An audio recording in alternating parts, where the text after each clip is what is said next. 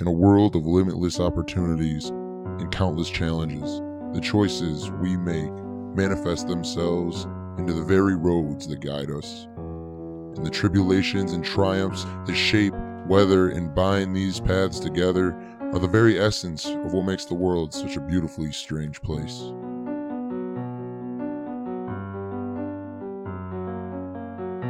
But we walk our path with no map, in search of answers that nobody has, simply hoping that we don't get lost along the way.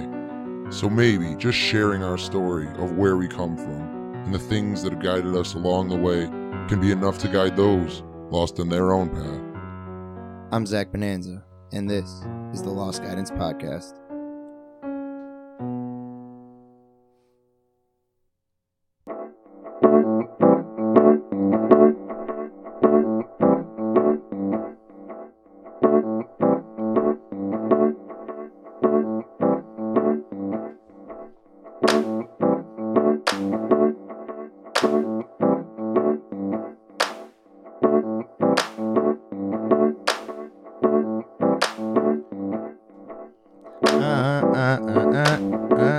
And what is up, y'all?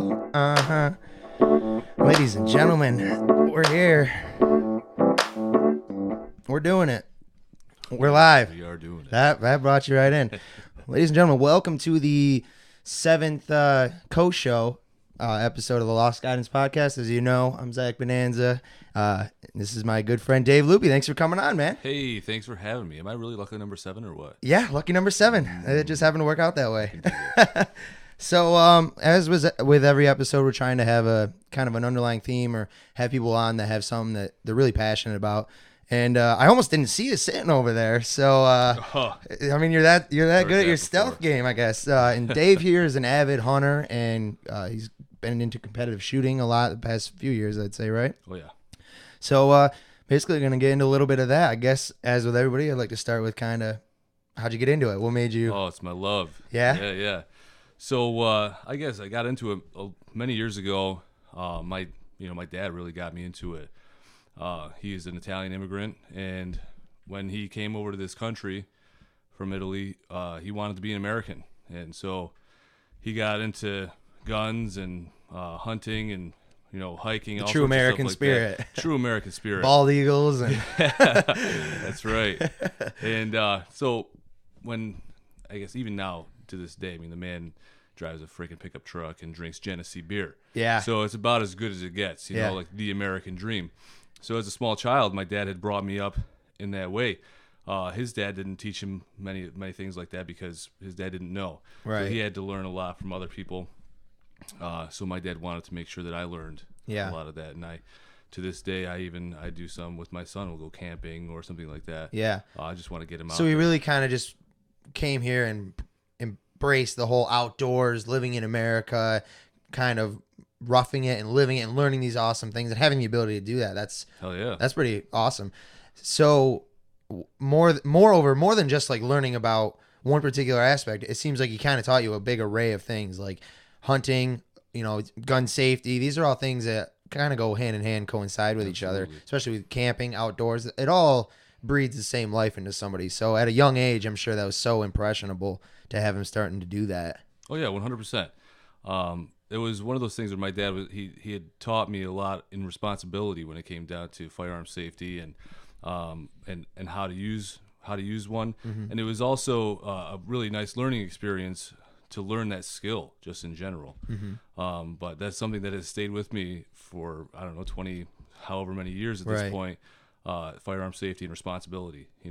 I'm not really a super serious person in general, but that is like the only thing in my life that I actually take serious to the extent of there will be no accidents. Yeah, absolutely. And that's how it needs to be when you're coming to terms with the fact that you're going to be handling a weapon, or anything like that. That's right. And by no means we're not trying to make this a political conversation. We really want to just, I personally would like to focus on all the benefits that come out of having respect for guns, having a respect for hunting, having a respect for the sport of accurate shooting and things like that. And so, like I said, I couldn't have thought of a better guest to have on for anything pertaining to guns, hunting, and competitive shooting. I really appreciate that. Yeah, absolutely, man. And thank you for the BFC of Budweiser. And I'll give you a short story on that Budweiser. Okay, sold a pickup truck to this one kid. He comes to the house to say, hey man, I want to buy it, whatever, sign the title over, whatnot. He goes, hey Dave, I got something in my trunk for you.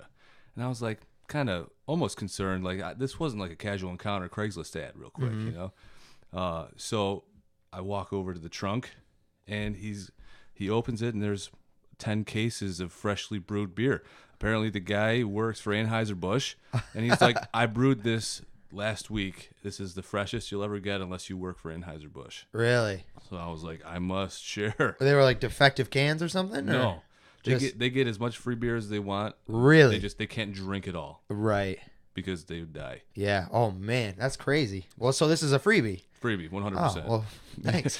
Thanks, guy, whoever you are. Sorry I didn't bring more. No, it's all right, dude. Yeah, I got the fridge, got some in it. So, yeah. So so what age? I'm tripping over my tongue already. At what age did you realize this is going to be a hobby that you're going to continue? So I guess we should start even earlier. What did you start with? Camping, hunting, gun safety? What did your dad really? What's the first thing you remember him instilling in you? So the first thing I remember was camping. We went camping. I was very young. Mm-hmm. I don't even know. I obviously can't remember back that far, but 2 and 3 years old, my parents had us out into the Adirondack wilderness. We loved it. From then till now, 100% love this state, the upstate, Adirondacks, the high peaks, everything that it has to offer. So at a young age, naturally, my dad was like, "Here, we're going to learn." So he took me out, my sister included, and she still to this day she knows how to fire, how to clean, and how to operate properly. But we both learned that at a very young age, and from that moment on, like the exhilaration of wow, this is cool, but there's also that factor of massive responsibility and almost being afraid, but you're not afraid because you understand what it's capable of. Yeah, absolutely. So that started at a very young age for us. I think so. I also used to go hunting all the time as a kid, and I remember being only maybe 6, 7, 8 years old, young age, and my dad would take me with him, and he'd always give me a BB gun. He bought me a BB gun real young, and then shoot at like a squirrel or something. I never shot anything except for one time, and when I did, he made me eat it. So squirrel's not great. That's it, man. But same thing. I remember him teaching me, even just with a little BB gun, to hold it the right way, to do the right thing with it, to make sure it's empty, and to treat it just like it's a real gun because it's a real responsibility. Right. And when I was 14, for my 14th birthday, he walked me outside and he goes, "I got you something in the trunk," and it was a rifle, my 243 I just mentioned. Oh yeah, and tremendous card. Then I remember even taking that out into the field, just hunting by myself, and being like, "Man, I have this is instilled in me. This is something that I have such a great appreciation for, and I already know what to do with this because my dad was really kind of training me into it and training me into the importance and the grandiosity of a firearm and using it to hunt an animal and what that means as well." Yeah. So. Oh, dude, I understand. Even my kids now get them into Nerf guns and things like that. We try to steer clear of the guns word. It's a Nerf blaster for the most part. But naturally, how old is 4 and almost 3? Okay, so they got a couple years. So we play with them. I try to teach and instill the proper firearm safety. Keep the booger hook off the bang switch. Keep the dude. You said that right before the show, and I hit that with the hashtag. Keep the booger hook off the bang switch. Off the bang switch. That's the ultimate safety at that point, right there. Yeah. So you're even at just. So you're giving them, obviously, kids, boys, and all that want to play with these Nerf guns and everything, but you're still teaching them be smart. Be smart. Downrange, muzzle downrange, away from other people, that sort of stuff. Muzzle downrange, soldier. That's trying so to funny. prevent any accidental discharges, that sort of stuff. So, at 3 and 4 years old, sometimes it happens. Gets but a it's little something wild. that I'm trying to instill into them at a young age, even younger than when I was a kid. Right.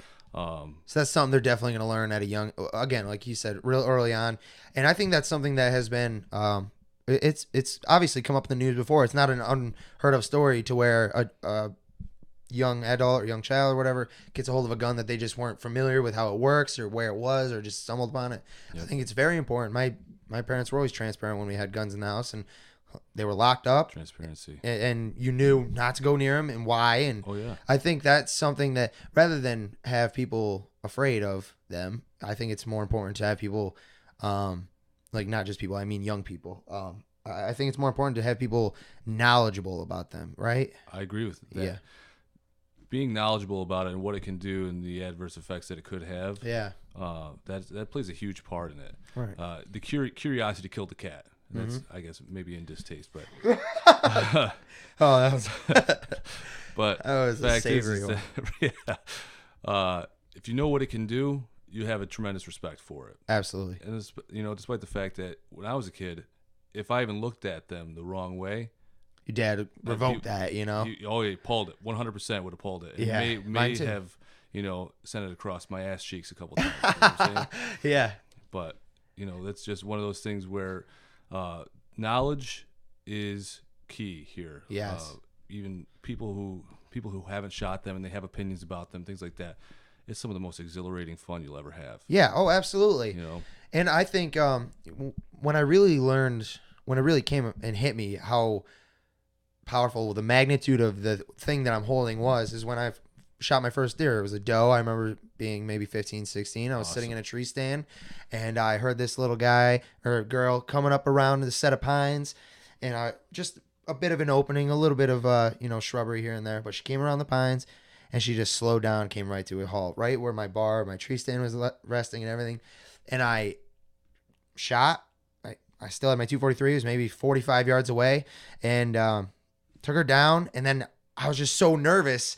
I must have been only 14, 15 at the time. I was so nervous. I'm like, she like tries to jump up and everything and reload, fire again, and finally finish the job. But then walking over and just like petting the animal and just having such respect for it and being like, wow, this is so powerful. It's not something to make light heart of. That's right. And I know sometimes that can get away from people in both directions. It can be some people get desensitized to it and they're just like, they've been shooting 2-3 deer a season for 30 years, and it's just stock in the freezer, which is fine. It's as long as you're eating the meat, it's totally fine, But there's also people who have a distaste for it because they think all hunters are like that, and they're like, why hunt? All these people want to do is kill and take the antlers and all that. I'm like, there needs to be the recognition of a middle ground, I believe. Yeah, and I think agree. Guys like you and guys like me who love to utilize the whole animal and consume it, that is nothing more spiritually connecting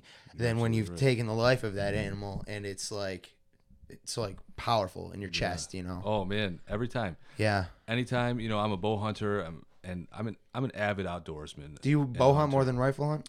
I don't. I should, because it's something that's a little bit more up close and personal. Yeah. I had a semi, I don't know. It wasn't a really good experience last year. I shoot an Oneida Eagle. It's a bow that actually has collapsible limbs on it, and it's much longer in its released state than it is when you've drawn it back. Mm-hmm.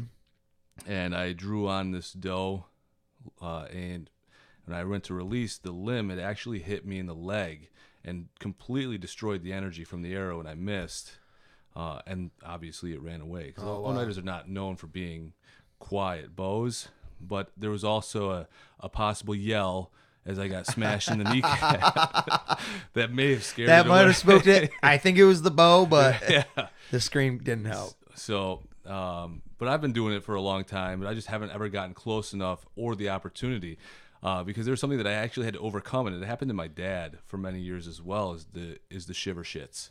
Yeah. So when you go to draw a bow back on a deer, you shake.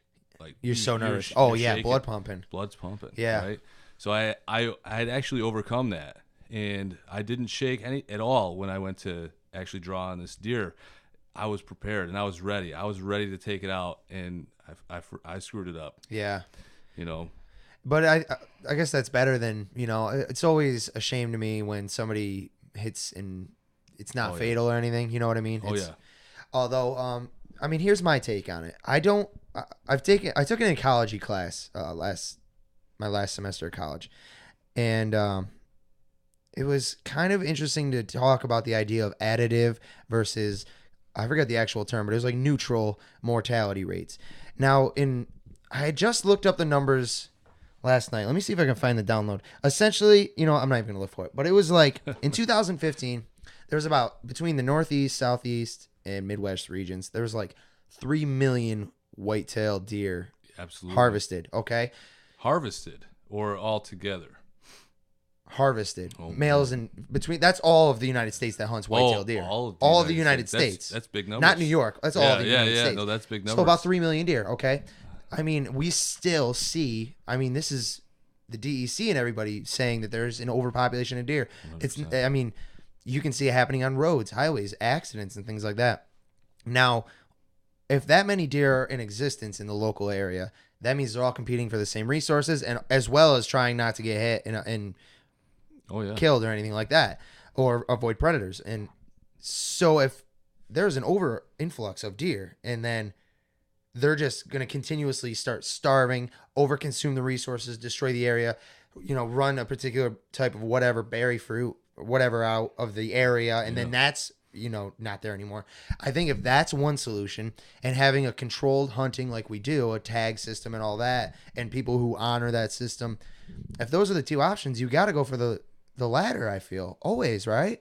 So with deer hunting, it's one of those things. So New York State itself, it gives out a lot of deer permits, deer management, which is a doe. But it's in proportion to how many deer we have, right? It's in proportion to how many deer, but it's not always, linear for however many that get actually harvested in New York State. Right. So I think I read on New York State DEC's website is that there were 220,000 white-tailed deer that were reported in New York. In New York State. Yeah. And that's a good number. Yeah. That's a good number.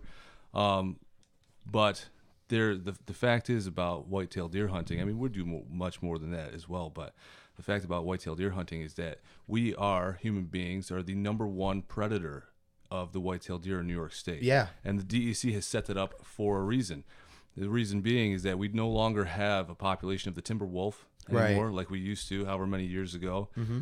And then even when we were going to, back in the early 90s, try to reestablish a timber wolf population. And mountain lions too or something, right? Everybody freaked out. Right. Mountain lions, DEC swears up and down that there's not a population of them and this and that. But I've heard stories. They show up on trail cams all over the the time, place. yeah. So maybe not necessarily a population that hangs out, but they're definitely passer-throughs here, you know what I'm saying, going, to Ohio or Pennsylvania, whatever it might be. Well, like 3 mountain lions can't do the work of what all hunters do. They can't take out 220,000. And that's what I mean. Like, if I don't think we're killing more than there are. I don't think we're causing a deficit annually. I think we're doing the just bare minimum to make it so the ecosystem can be healthy. That's right. And in that also, you got to think of how much meat you're saving from the beef industry. So like people like to go, I know a lot of friends of mine who have gone vegetarian for, they say, ecological and moral reasons and stuff, and trying to benefit the environment. Well, I consider, using the whole harvest of an animal that you've taken yourself, you've now saved whatever part of the ecosystem he would consume and eat, and let those remaining animals disperse and grow larger. And in turn, I've eaten that animal. I don't need to go to the store and get meat.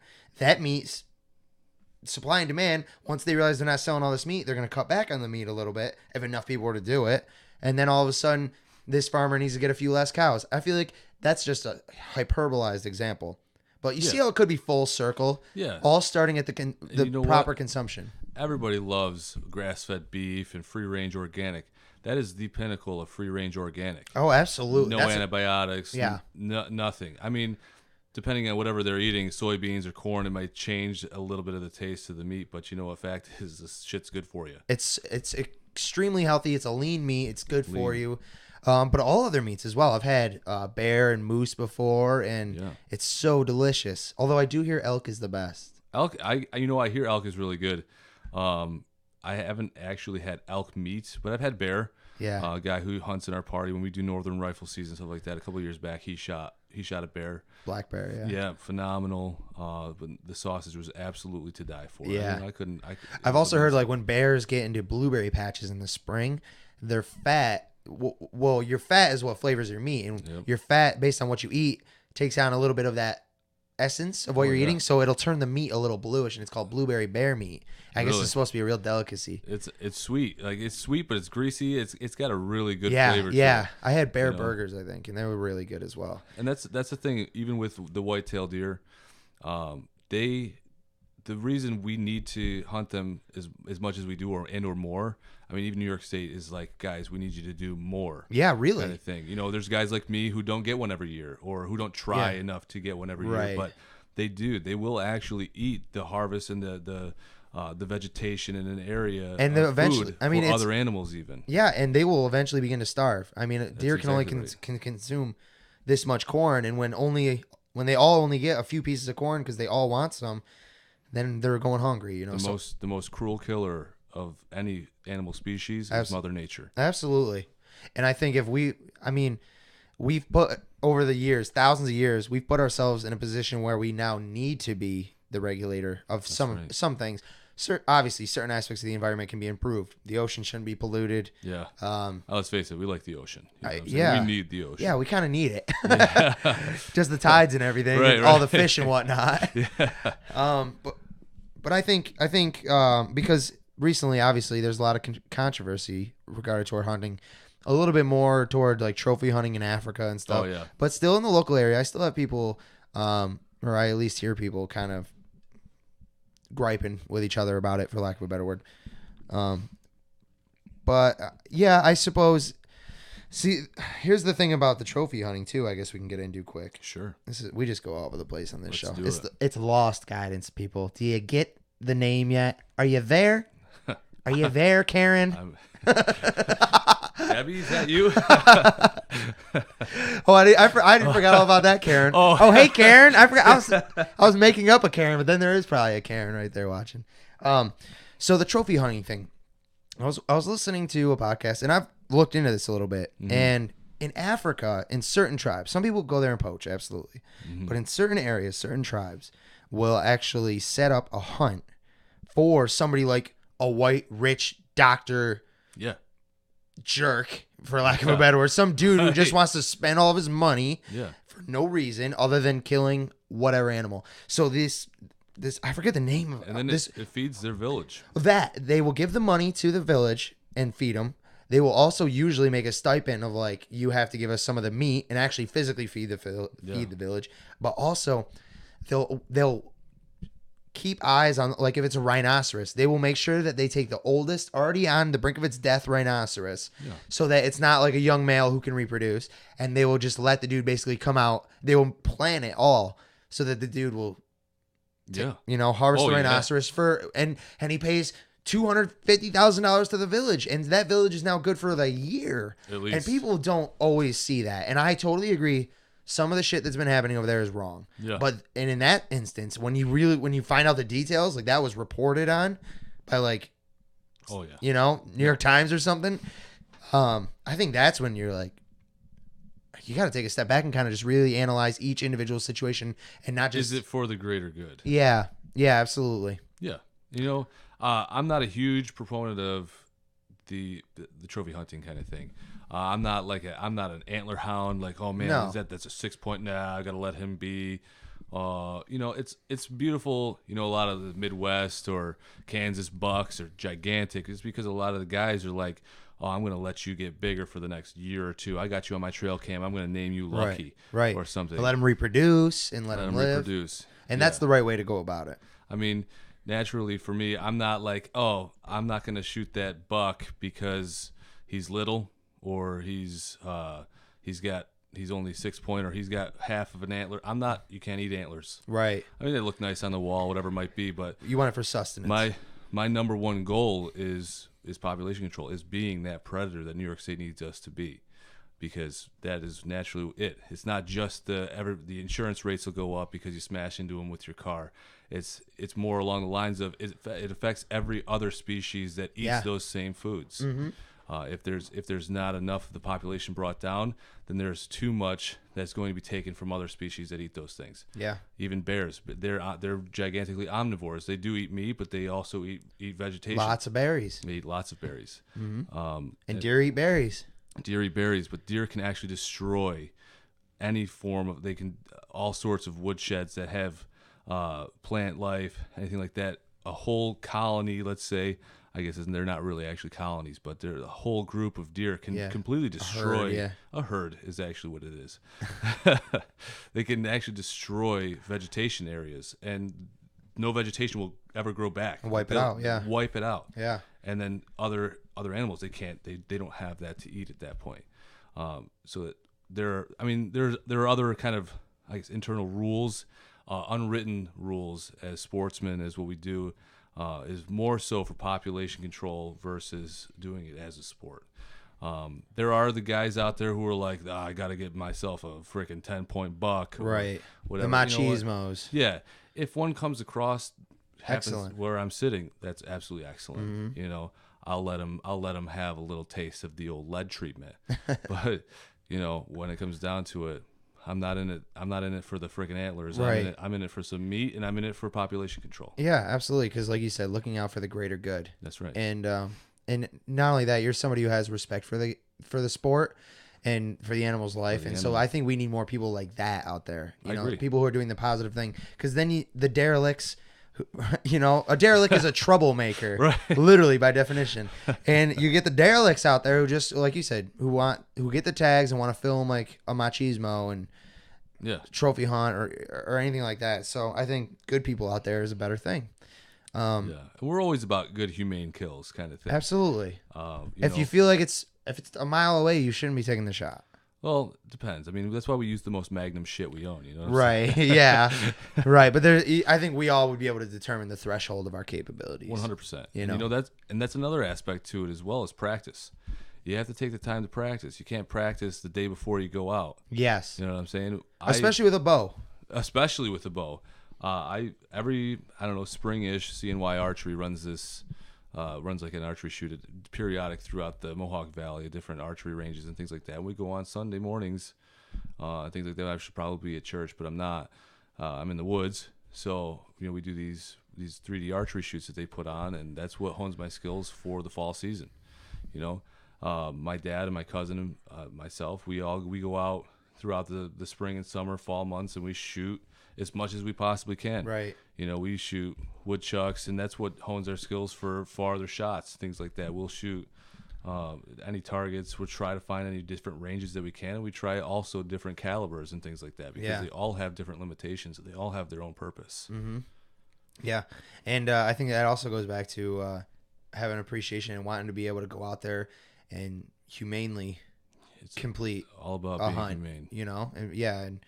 And there's nothing good about wounding an animal because you were inexperienced and you didn't take the time, right, and it got away and it's now just injured. That's so right. Because that's a waste. Do you speaking of waste? Do you eat everything, like the liver and heart and all that?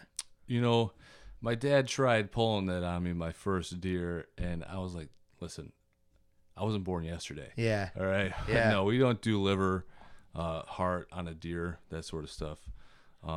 Maybe on a turkey. Yeah. The liver and heart is actually kind of delicious. One of our close friends who goes up for our Northern Rifle season and stuff with us, phenomenal chef. His name's Don Cottet.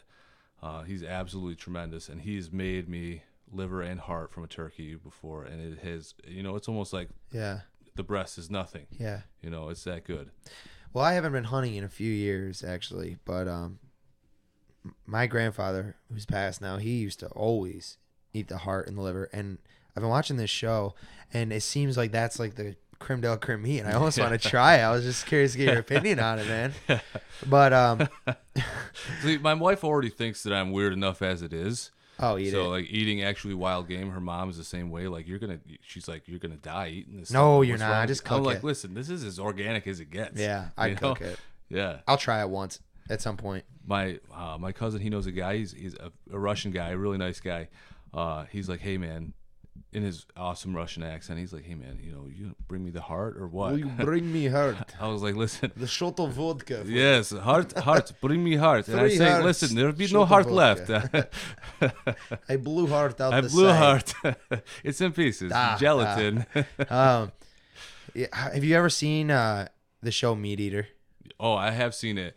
I'm I don't know. I guess I don't have any real opinions about it, but Yeah. I mean, I don't mind Joe Rogan getting out there and doing stuff. you know? Yeah. Yeah, that's cool. And that one guy from The Hangover, he was in there, like the club owner. Oh yeah. Oh yeah. I like the show a lot. It's on Netflix. Anybody wants to watch it because he teaches. He's got a bit of a crazy accent. There he was, just glassing on the ridge. Glassin. That's what he was saying, glassing, man. And he's a little bit of a funny guy. Steve Rinella is the host, but he shows how much work he puts into hunting the animal, taking its life, skinning it, butchering it all in the field, putting it on his back, and hiking it out, every bit of that meat, and just like really being sure of his shots. He's patient. He lets things go. He tracks, walks for miles. It's a really kind of inspiring show. I was like watching, like there was this one, he got a caribou and everything right down to yanking out the eyes and eating the fat. Like he used every bit of it. He used the skin, the ribs, he braised the ribs, and then at the end of the shows he teaches you good ways to cook that he enjoys. So it's like, wow. Like I thought it was a very positive show to start putting a spin on hunting. Yeah, absolutely. And you know, I like, as funny as it sounds, like Alaska State Troopers, it was a short-lived series, I believe, but that showed how serious they were even about like moose, like harvesting moose or bear or whatever it might have been. That if the guys didn't bring out enough meat with them and the state troopers saw it, I mean, they were done for at that point. They were either placed in the slammer or they were fined, and their meat was revoked, so was their license. Rightfully so. You know what I'm saying? say. I agree. I mean, and that's another thing. Even moose in New York State, DEC has a population on them is somewhere around the 500 mark, and it fluctuates up and down. wow. And that's going to be something that's possibly coming down the pike in our future. I mean, back in the late 1800s, moose population had actually was thriving, and it had disappeared. Right. Overhunted, whatever it might have been. Mm-hmm. But then in the 80s, they'd actually come back around. They just made some reappearance into the wilderness, and now we're tracking over 400 of them, 400 to 500 of them, and at some point or another, we're going to have another moose season. Yeah, that's awesome. That'll be awesome. You know, they're just such a majestic creature. Well, there's so many in Canada and Maine, right? Oh, there's massive amounts in Canada and Maine. Yeah, I've seen 2 in Maine when I was younger. They're monstrosities of animals. I mean, it's one of those things where I'm not a trophy hunter, and the opportunity to take a moose would be absolutely awesome. Is that your top animal? What's your top animal to hunt? You know, I don't know if I have a top animal. I do. You have a top animal? I know what it would be if I could hunt one. Ready? Just picture this. Ready? You're out there. A little bit rainy. That's it, yeah. That's a lot of rain. A little bit rainy, and all of a sudden you hear, what's that? And you peek on over the horizon. There you are. You're just glassing. And then That's a shriek. It's a shriek. It's an elk shriek. It's an elk shriek. And then you round the little peak, the little knoll, right in the field. This big rainy field. It's this big elk, and you draw back. Dude, I was feeling it real dude, quick. that's like I found those 2 clips and I just put them. I was like, I can just imagine it, dude. And I have friends out in like Wyoming and stuff who've been hunting monstrous bulls. I plan either to retire that'd be so exciting. in Wyoming or Alaska, but Wyoming would be absolutely phenomenal. Yeah, it's gorgeous out. I've never been, but it's gorgeous. Plains and the bulls they get are just ridiculous. Yeah. But dude, I think that would be such an experience. You get all that amazing meat. It's such a massive animal. It is. Just doing the work. Like that scene, dude. Yeah. I can just see it in my mind's eye. It's one of those things where I'm not like like I said, not a trophy hunter, but it's one of those majestic animals. I mean, obviously delicious, but the amount of respect and the amount of hard work that it would take. I mean, even when we do our northern rifle season in Ohio, New York, there are actually a couple moose that actually live around there. At the moment, there are 2 cows and then a cow and calf that are around there, and they know of, and you can see tracks for it and everything like that. But we've never actually seen them. My dad has heard them out there. This is where you are from or hunt? No, this is where we hunt. Yeah, okay. And for sure. He's heard it, scared the shit out of him. He thought it was Sasquatch. You know, Fucking Sam Squanch. Yeah, the old 44 Magnum just didn't seem big enough at that point. Dude, that would be they're the biggest ungulate, biggest deer, biggest hooved animal. Was it bovine or whatever it might have been? It's hooved.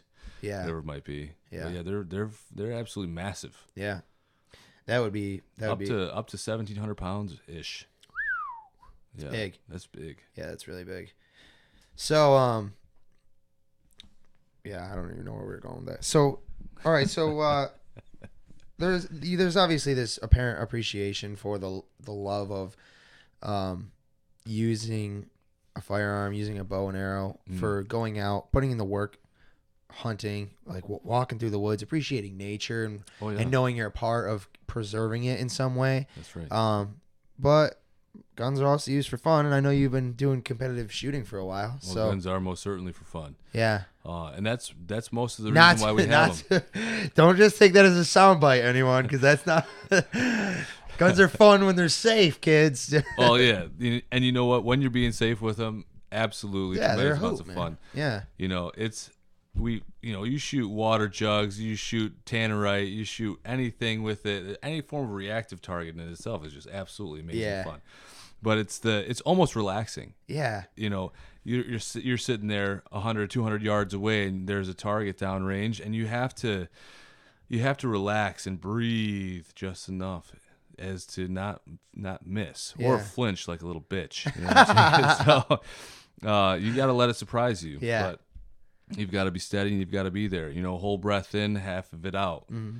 And then you gently squeeze, and you let that some bitch surprise you, and you'd be amazed at some of the accuracy you can pull out of that. Yeah, and I think it's something like almost ancient in us that's like something about getting something from far away. Yeah. You know, and it's like that's mine now. I put something over there to take that. That's right. It's like, you know, probably when we were primates and we were throwing rocks at birds and we got it and we were like, fuck yeah! I'll tell you, at least Jeff, did you see that? At least back to Roman times at that point, maybe that we were everyone was a hunter or hunter gatherer or whatever it might have been, and you know, it was we were technology was constantly improving and things like that, bows and arrows, and you could really send them out there. And you didn't have to use spears anymore. You had bows and arrows. Yeah. You know, you had horses, you had chariots, you had the whole nine.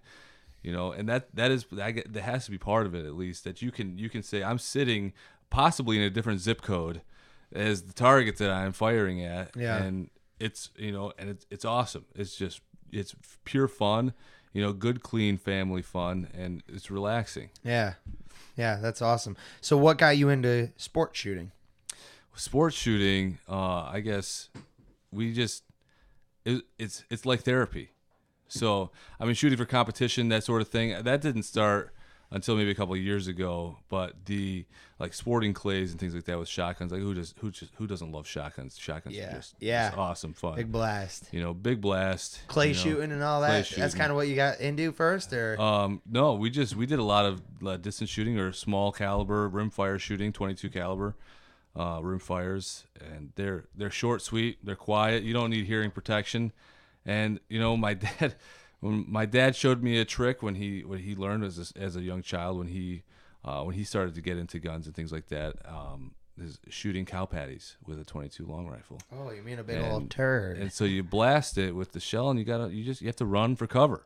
Yeah, you know what I'm saying, before you get rained on by this big pile of shit. Mm-hmm. So that's fun. That's funny. It's fun. It's good clean fun.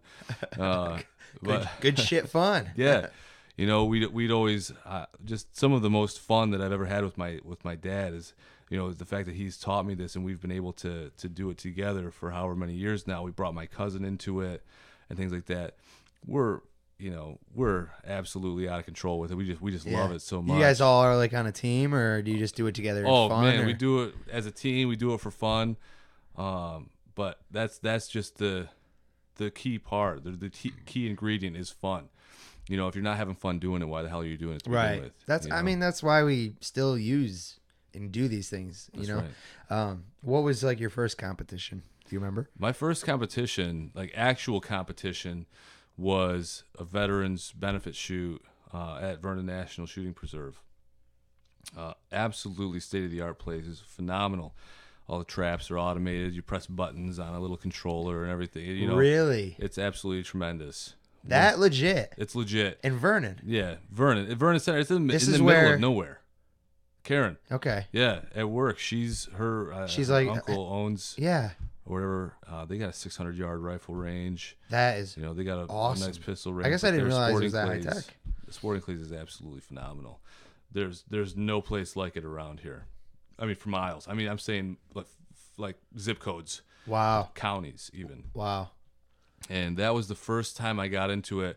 I shot sporting clays and trap and skeet, which sporting clays is kind of like a variation of both of those things. It's just the clays could be coming from any which direction. So, yeah, explain the imaginable. difference. So I'm not even sure if I know the difference. trap is kind of is away from you.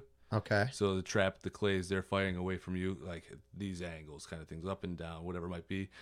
Skeet would be crossing or quartering. Okay. So these ones are just like whoosh, and then Yeah. these ones are like whoosh. Yeah, it could be coming. To at repeat, different- that's whoosh, whoosh. Yeah, even with the hand motions, like you're landing an airplane, kaboom. So sporting clays, they could be coming from any which direction you could ever possibly imagine, and it may not be the same twice, kind of thing. And each trap or each setup would be different. There are rabbit targets which they throw on the ground.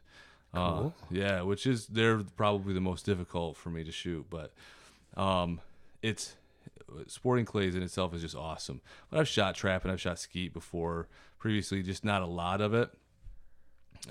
Single shot 20 gauge that I saved up all these allowances, and you know I mowed some people's lawns in the neighborhood and stuff like that. I saved enough to buy this stupid cheap single shot H&R 20 gauge shotgun, and I shot some stuff like that.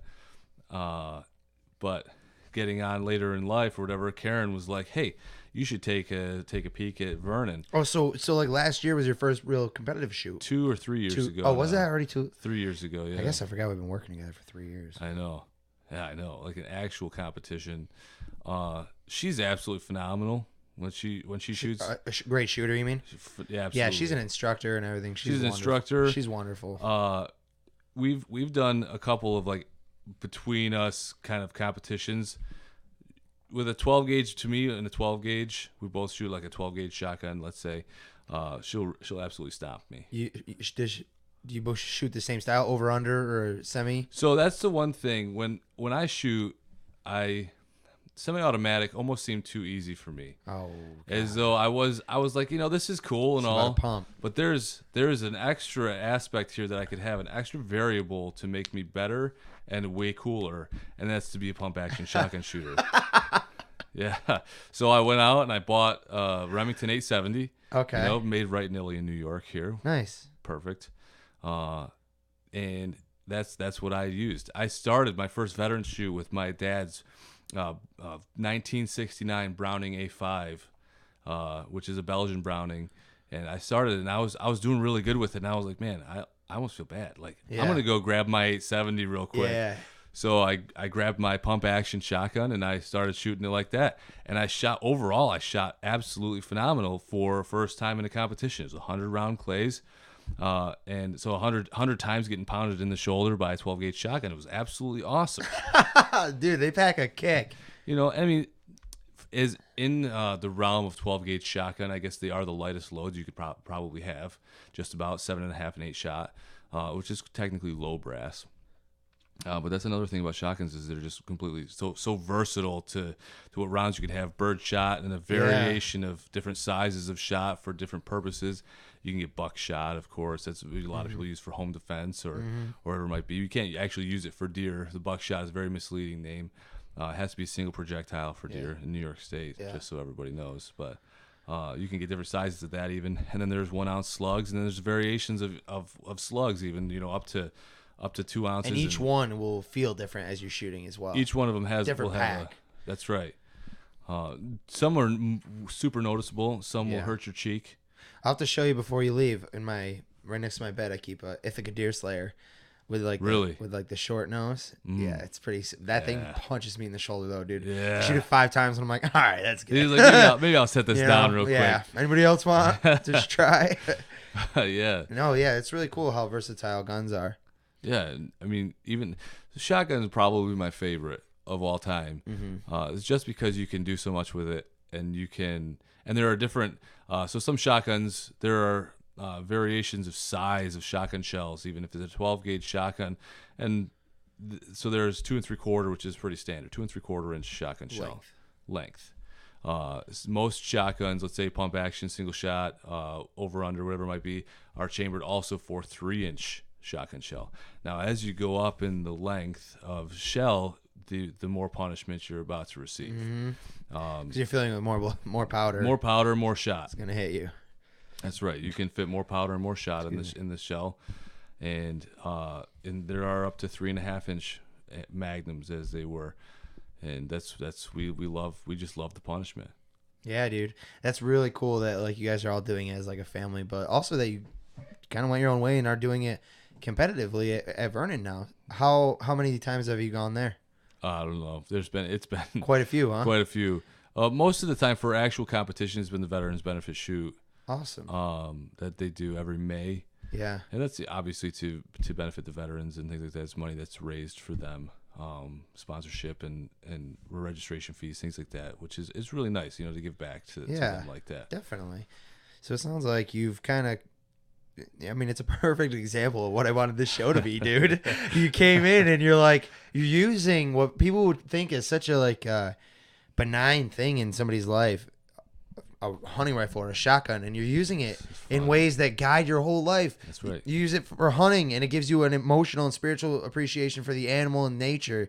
And you're using also for physical consumption of food. You're also using it for like emotional get back for, competitive shooting. You're getting that little itch to scratch, and then you're also benefiting veterans, man. And like, I bet you, if anybody's watching this right now, they're like, wow. It's you until you take a step back, you don't really realize how full circle something comes. Oh, it's a huge realm. And I mean, it affects a lot more than people even think to believe, or even want to believe. Even it's cruel, or it's this or it's that. It's none of it. It's what when we do about 500 to 600,000 sportsmen in New York State, right? Those fees alone, just to buy licenses to be able to do so, turkey.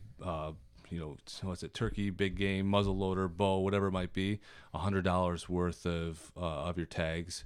And then if you want to hunt ducks, you get or migratory birds, you get a federal duck stamp, whatever. It's another $25, but it's kind of cool. Mm-hmm. It's $35 to $45 million a year that we're actually donating in those fees to environmental conservation. Yes, and it's to everybody to have clean drinking water and the actual service of having environmental conservation. That costs a lot of money. Yeah. And it's even to the point where on the DEC's website, it'll even specify about $690 million of tax revenue alone in hunting-related expenses, ammunition, clothes, boots, anything you can possibly imagine that is related to hunting. That's it's an enormous industry. Million. It's a gigantic, it's huge. And that's not even including fishermen. Or fisher ladies, whatever it might be. Yeah, it's those types of human beings. It's fisher not pals, fisher peeps. Yeah, my fish. That's not including them. No, I totally get it. Do you think that it's been going up or down in recent years? Because you've been on this earth a few years longer than me, and probably in it more than I am as of late. I believe fishing is probably on the rise because I see more fishermen out than I used to when I was a kid. But I don't know. What do you think about hunting? Is it on the rise or the fall? I believe that hunting is actually on the fall. Really? And it's sad to say is that not a lot of people are interested in doing it anymore. This day and age. Do you think it's social pariah kind of working against it? I do. I think it's changing with the times, and some may view it differently than we used to view it. Yeah. And well, like I said earlier, I think a lot of this distasteful article production coming out of like these stories of Africa, the people who do it the wrong way. A lot of people don't read the articles about the beneficial aspects. And so I personally, I would have said it was on the fall as well, but I want to see your opinion. I didn't want to be like a conformist. Right. Man. But no, yeah. I totally think that it's a little bit on the fall, man. I think it's kind of getting a bad rap from recent events, and it's because we're so exposed to things. And everybody has at any given time in their hand a continuous feed of shit. And you're not even going to read. You're not going to do research and look for their parenthetical citations. That's right. You aren't going to do the fact checks. You're No. going to read it and you're going to tell someone else and be like, man, this is hatred, or man, this is cool. One or the other. You're going to be on one end of the spectrum based on everything you read. Either you love it or you hate it. That's right. There's no middle ground. I mean, even for my wife, she understands that there's a need to do it. Who's going to see this? She doesn't like it. Right. It's possible that she may, but I love you, baby. Gotta cover your bases. That's right. But she understands that there's a need to do it, but she doesn't like it, or she doesn't. Right. She may not want to ever. I mean, she if I asked her to sit out in the woods and freeze her ass off, she probably would do it just to be like, hey, I've experienced this, or hey, I'm spending some time with you. Does she eat the meat? Absolutely not. No, really. But I mean, fine. It's absolutely fine. You know, she doesn't want to. That's I don't want to force it upon her. Right. But there are other meats. I had her try ruffed grouse.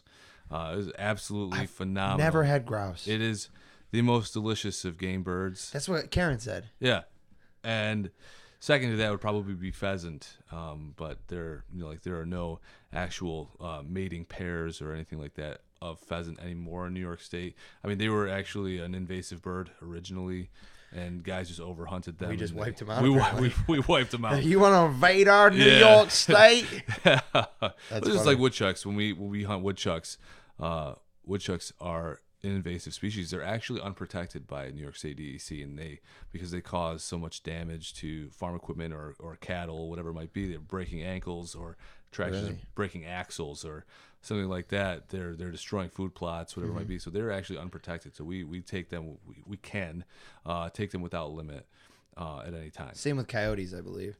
Coyotes, I think they're actually in season used to like be, 9 months. They're in season for a long time. Yeah, but now that I think about it, I did say that they're on the fault. Everything like hunting and everything's on the fault, but I'm pretty sure I just saw either on TV or something on the local area, and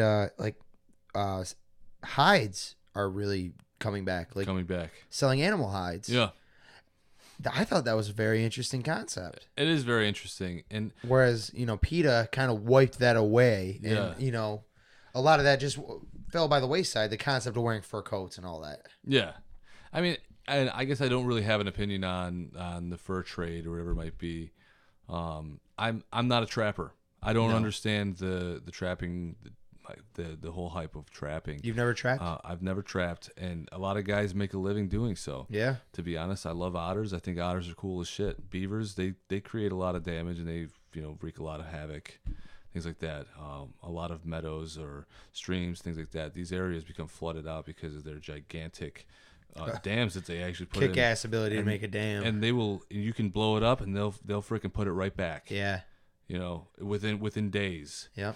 There are just some species I don't hunt, because I like them. Yeah. DEC or New York State, whomever, they have an idea like we need to do this for population control, and other guys can do that. And that's, it's kind of funny if I were to think about it from outside the box. Somebody else is saying that to you about deer, and you're saying that to a beaver trapper about trapping beavers. You're like, I don't mind it. I don't mind it. I don't want to do it, but I don't mind it. You can do it. And, have at it. That's there's regulation in place for a reason. That's what we need on the outside. People to recognize, I don't mind it, but I know it's helping. It's in the long term being beneficial. That's right. And so that's kind of funny. I just flipped the coin. I was just like, in my mind's eye, I'm like, man, imagine if I was standing there and I didn't like any hunting, kind of thing. But I do agree. It's a little bit different. And trapping especially is kind of a very middle gray area. Yeah. I know they did away with like those snare traps, claw traps. Yeah. But yeah, I just thought it was pretty cool. I can't remember the article. My memory is so shot lately. I don't know what it is. I feel like I'm getting dementia. Well, my mid-20s. It's one of those things where trappers, and this is kind of semi-controversial, but trappers they trap with bait. Right. But we're not allowed to hunt with bait. Right. I mean, naturally, that's kind of unfair. Other states can do it, whatever it might be. But it's controversial. So I mean, it's not necessarily that we want to hunt with bait, but sometimes maybe. But depending on species, would be great. It might help a little bit. Right. Coyotes, that would be great. Yeah. But you can spotlight them. That's for sure. You can actually hunt coyotes day or night with a spotlight, which is that's a little bit more lenient than. I thought that would be such a cool idea to do like I went to Herb Phillipson's and I checked out their night vision scopes. Yeah. It's like how clear it is. You got to have at least like a second to third job to be able to afford one. Oh yeah. But they're Ridiculous. awesome. Oh, so cool. Yeah. That I always thought that'd be cool. And then to like make something, I don't know, out of the pellets or something. Hell But yeah. Yeah, I don't know. Well, it's good shit. I love it. Yeah. You know? I could tell, man. I could tell you're really passionate about it Passionate about in it. like a positive way. Yeah, and you know what? I want to provide my children with the proper upbringing in that manner as to here is what it is and here's what it's worth. And then at that point they can generate their own opinions and Right. feelings about it. Yeah, they don't have to love they don't it. they don't have to love it. 100% plain and simple. I mean, my son is already kind of on that path. Maybe it's the Nerf gun, the Nerf blaster. Nerf blasters, you know. You just got to set them up like a rubber deer target or something. That's right, and we did. Did you? When we go camping, so we just last year I got my son into camping. He was 3, and I had mentioned camping, and he'd seen some on his stupid YouTube videos. Kids in their YouTube videos. Kids in these the days. YouTube videos. Crazy. So and he was asking about it, and I was like, you know what, we'll get Yaya, my dad, and Bob Doss, my cousin, on board, and we'll go do a nice little camping trip. Camping trip. My dad brings his 28-foot freaking trailer or whatever, and we'll go camping, Yeah. Italian style. Camping. I woke up and Ma had made bald eagle cutlets Parmesan. Parmesan. It was some Italian dude who did Yeah. that, man. He's like, anytime you camp with an Italian family, I was like, Grandma, you're making too much pasta linguine Alfredo or some shit like that. He goes, I want some American food. I woke up, she was making bald eagle cutlets Parmesan. So, Yeah. I just picture your grandmother or something. You're in this big old camper. Dad with a gold chain, smoking a stogie. Yeah, he does. He cooks like an animal when we're out camping. It's like, oh my God, it's like he's cooking for about 18 people, and there's 3 of us out there or something. That's awesome, man. You got to make sure the pavers are on their way down Yeah. to the water. Make sure that nobody trips and falls. The nice pavers and limestone rocks. Really? The campfire's got a nice circular pit to it. Stoke up the flame.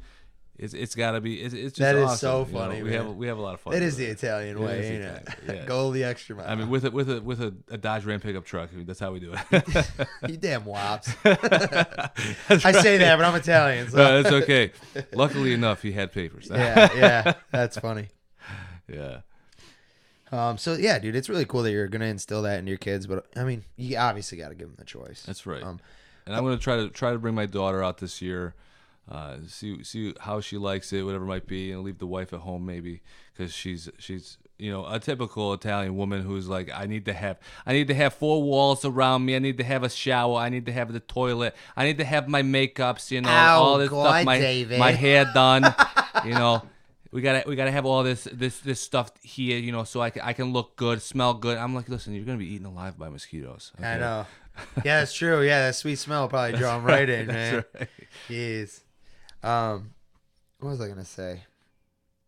Oh, see, I remember when I was young, I was fortunate enough to have parents and grandparents who wanted to instill all these various, and like expose me to all these various types of outdoorsy things and just different aspects of life.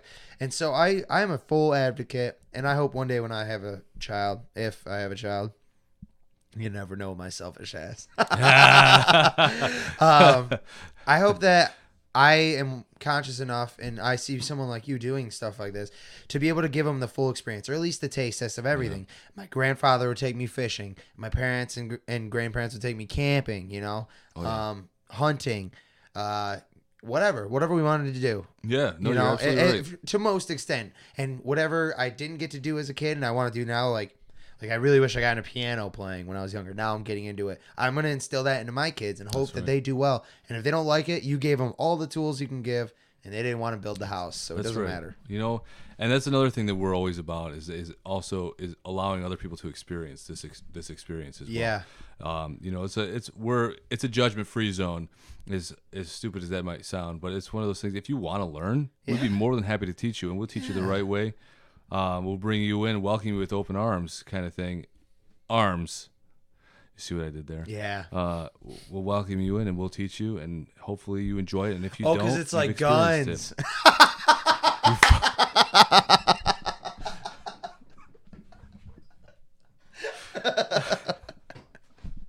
That's right. Oh, That's man. right. Yes. He goes arms, and I'm thinking like I don't know why I picture like a deer's arms or something. I'm like, oh, like arms, Arms. like brothers in yes, arms. Gotcha. Yes, that's right. That's so funny. That was.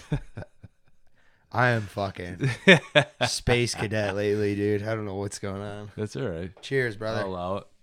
You need another one? Oh, hold on. I got you. Yeah, wait. Don't you cheers me with an empty drink, you fuck. Isn't that bad luck? All you got to do is... I'm thirsty. I want a beer. What about you? You want a beer? Is that Denzel? I'll play it again. I'm thirsty. I want a beer. What about you? You want a beer? Yeah. What movie is that from? I don't know. One more time? Nah, I won't do it one more time.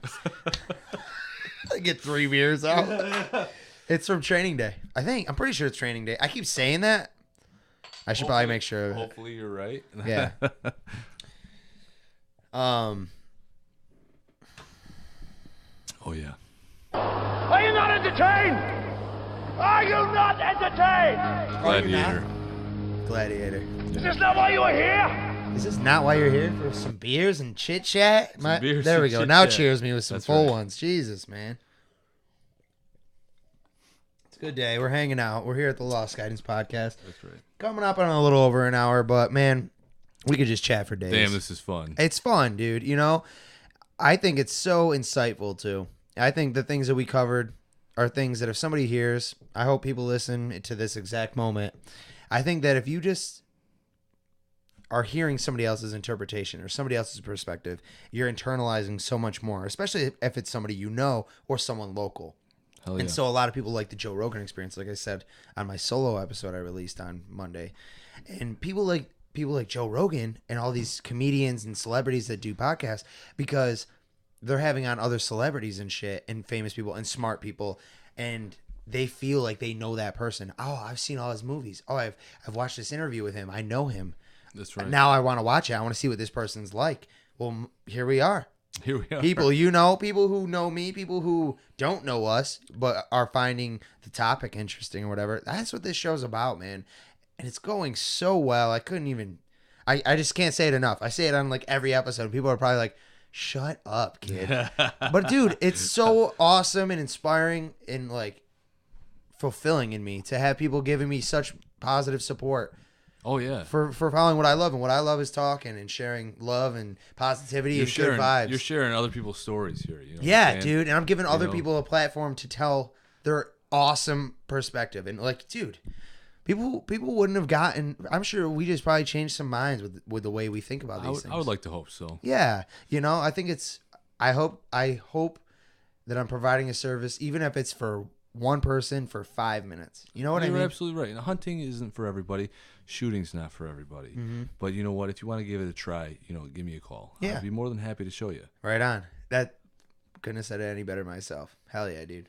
Hell yeah. Well, shit. Let's fucking run the bass and we'll Let's do this. dial this in a little bit, man. Fucking. You know what? I gotta say, Utica Club tastes a lot better than I remember. Yeah, right. It's so good. Uncle Charlie's.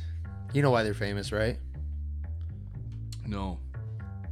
First beer sold after Prohibition by like 20 minutes. You see? Yep, 20 minutes. We're talking FX Matt. Yeah, Utica Club. First, it's right probably on your top of your beer. Somewhere on that beer it says first beer after Prohibition. First beer sold in the United States after Prohibition. Wow. Ladies and gentlemen. By minutes. Even it doesn't matter if it's minutes or not. It was either 20 minutes or 2 hours. I can't remember. It was like something with the two. And you're telling me it was Prohibition and they just happened to have the ability to make 20-minute beer? They had beer. They were ready. Everybody was ready, dude. That's right. Fermentation takes more than 20 minutes. It takes a couple days. It takes like 2 weeks Yeah. for beers. I mean, Yeah. that's just the shit that I've done in my kitchen. So the same day they released their beer. So that's awesome. Yeah. Uncle Charlie's. Utica Club. Hell yeah. First beer after Prohibition. You know what? I have a even more deeper respect for the Saranac Brewery because of that. I know, dude. It's awesome. You've done the tour Rebels. there, right? I've not. You haven't? I've been out here about, I don't know, 5 years or so in the Utica area. And all I've done is done the Saranac Thursdays and drank beers there. Where are you from? Syracuse area. Oh. Chittenango. Oh, right, Chittenango. That's Yeah. right. My mom's a Chittenango native. American? She's a graduate, Chittenango High School. I don't know, 1983 or 1984. You know, my dad, he's That's why you go out in the Ohio area. It's right out in the back. It's in the boonies. You know, we with booty. Is it? It's in the booty.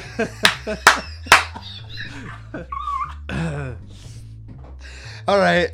Ohio, New York is in the booty. You heard it here first, folks. Good area. Oh, man. Jesus Christ.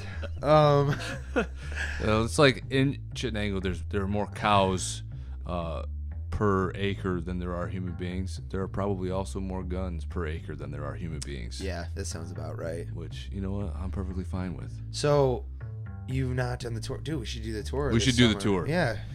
Take the wife if you want. We'll make it a thing. Right as you walk in, so like you have like the gift shop that you buy your ticket, and then they like walk you over this staircase, and then you can go that staircase platforms and down again, right? And if you go up, it's like the old 1888 tavern. It's like an old tavern they revitalized, and you get a beer there at the end. But after you go down, you're in the waiting room, like the parlor, I would call it. They got two things in there that caught my attention. One is this German handcrafted Stein that's about 4.5 feet tall. Really? It's huge, and it's the most intricate and beautiful thing. Yeah. And they talk about all these pieces in here. They describe exactly the things that I was looking at or what they point out right before the tour. They're like, these are historical objects. Excuse me. They have a clock in there. It's got like glass rings and shit all in it. It's an old grandfather clock, tall. That's sick. And I'm like, wow, this is a really cool clock. Yeah, this has got to be worth like 20 grand. It's one of 6 in the world from like 1800. It's worth what, dude? It's worth like $6 million. It's worth a fucking astrological amount of money. This just in. He'll be all right. Astrological, dude. It's worth millions. I'm pretty sure it was $6 million. That's amazing. I went there like last year, but isn't that crazy? That's amazing. And it's just sitting there in Utica, New York.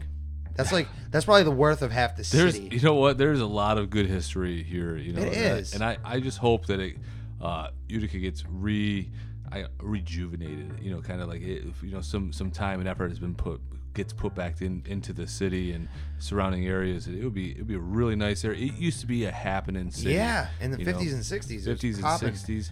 This place was unbelievable. Then it got a little ghetto, but whatever. You have that. But now we're on the upswing. You got the landmark building. You got. It's the handshake city. It is. Let's keep this shit rolling. Yeah, for sure. Uptown just got this gigantic donation from some random person. Oh, really? I didn't know. Yeah. I didn't hear that. Uptown Theater, and I've actually played there in my band. We played there, the Uptown Theater, a couple times. It's a really nice place. You know, just it's old, historic, and intricate things like that. It's just cool. I'm pretty sure Jim Sin opened for the Blue Oyster Cult there, and I'm trying to get him on to tell that story.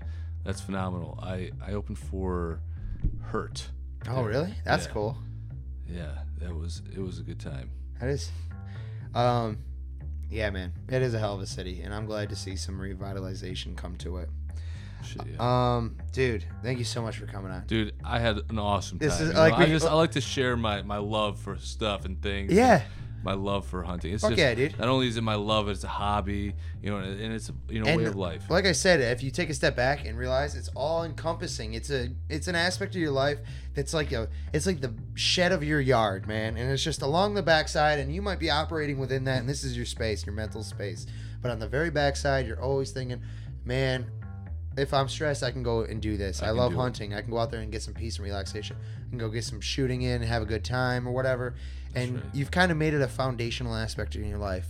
I don't even have a better word for it than that, you know? Yeah. And it's always powerful to talk to people who have something like that, have that strong foundational aspect in their life, something that they're passionate about and they love. That's right. It's awesome to see how much you love this shit. For us, it's even biblical. Jesus even often retreated to the wilderness to get away from everyone. Yeah, there you go, man. Well, thank you, everybody who keeps listening, sharing, sending support, positivity. We're going to be going live every Sunday, 2 o'clock. That seems to be the perfect schedule for everyone. And we're going to be throwing in some, I think I'm going to start doing it as a Tuesday or Wednesday segment, the old solo dolo episodes. A little random like this one here. Yeah, a little chill. And absolutely. As I keep getting guests on, that Sundays don't work for everyone, racers and stuff. And but I have a fantastic lineup coming up. Several-time Utica Rome champion Claude Hutchings Jr. Ooh. He's coming on to talk about his love of stock car racing. We got a local business owner. I'm gonna keep that a secret. I'm gonna keep that one a secret. Oh, come on! No. The suspense is killing me. All right, Laura Ratcliffe. She owns Old Babies, man. She just won CNY Businesswoman of the Year. Isn't Old Babies part of Oskanitsa? It used to be, not anymore. They disenfranchised and now they're their own thing. And she is running it herself, kicking so much ass. It's Hell yeah. awesome to see. So she's going to be coming on in a couple weeks. Phenomenal. I've got local band musicians. And just for that, I'm going to go there on lunch with Silbrith. Do it. Do it. Tell her I was on the Lost Guidance podcast and I hear you're going on as well. And that's right. She is a fantastic person. I have plenty of local musicians and music talent coming on, local business owners. It's freaking powerful to see how many people are giving me support and want to come on. Love it. Dude, who doesn't love Zach Bonanza? You know hey, it's the pasta fazool. Come on. Fammi sentire la voce musica, nella tua voce.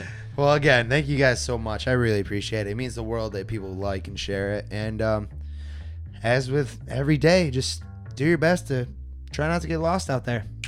Peace. Deuces.